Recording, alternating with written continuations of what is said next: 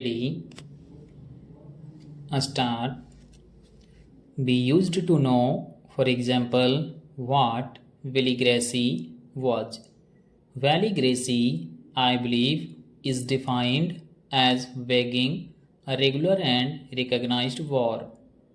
It must be regular and it must be recognized, otherwise, I suppose it is guerrilla fighting, which is not valigracy.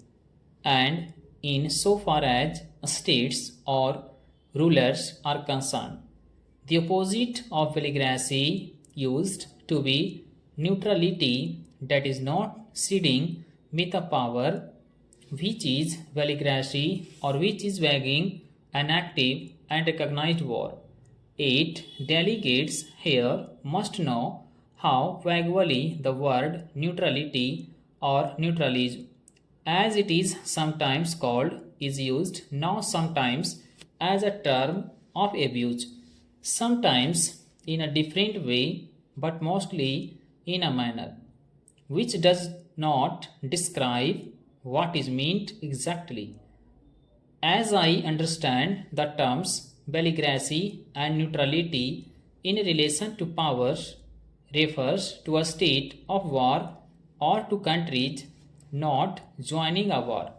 But as everyone knows, these words are used even when there is no active war.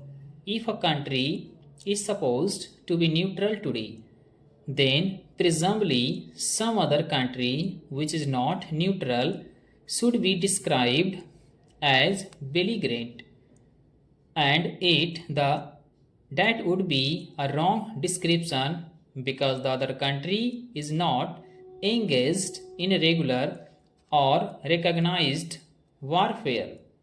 I do not quite know how international law or jurists of repute would define what is called Cold War, which is presumably some kind of suspended valigracy para. All these developments create problems for politicians and statesmen. I do not suppose that juristic definitions solve such problems.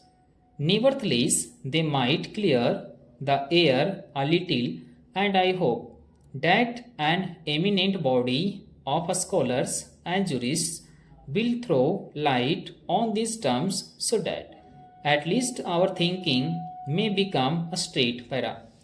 As I said, we find today a return to some extent to the idea of the old Holy Alliance, backed by military pacts and economic measures.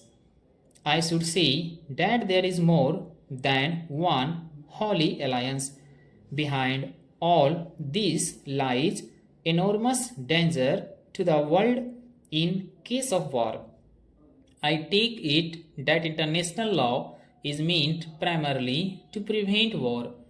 Its purpose is to settle problems and disputes by methods other than war. War is an absence of law. It is true that so far international law does not have behind it the same strength that domestic law does, but its main purpose is the avoidance of war. Almost everybody in the wide world dislike the idea of war today because it is so dangerous. How can jurists and lawyers help in the avoidance of war? They cannot help directly in political developments, but they can do much here. Stop.